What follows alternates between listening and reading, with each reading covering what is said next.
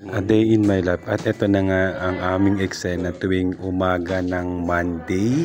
Ginigising ko si Bunso at pinubuhat ko palabas mula sa aming kama. Ayan, nakikita nyo, sobrang antok pa at ang hirap gisingin. Kaya nga sinasabi ko laging matulog ng maaga. Ayan. Kaya ayan, inihele-hele ko pa. Alam ko malaki ka na, Bunso, pero sobrang antok mo pa. Kaya naman, ayan, pinagbigyan ko pa ng another 2 minutes. At dahil antok na antok pa si Bunso, ayan, video ako every morning at pinapakita, kinigising ko talaga siya hanggat sa magising na dahil malilate na siya sa kanyang klase.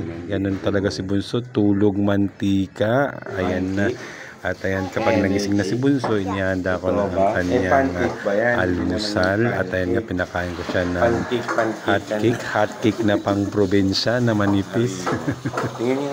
Pero enjoy si Bunso every morning. Ayan, basta lagi ko siyang sinasamahan every Monday. Kasi every Monday ko naman siya naaasikaso dahil ang pasok ko ay gabi pa naman. Kaya nga, namimiss ko ang mag-work from home. Kasi dati na hatid ko si Bunso hanggang school everyday yan. Pero ngayon every Monday na lang.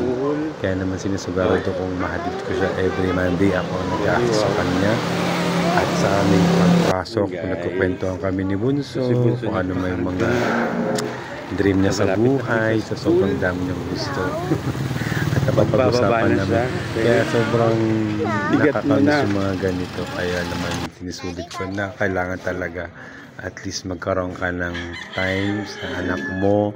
Make sure na nagagawa mo at nagkakaroon kayo ng bonding kahit papaano, kasi ito yung iti-treasure nyo pag laki niya at pwede nyong balikan. Salamat guys!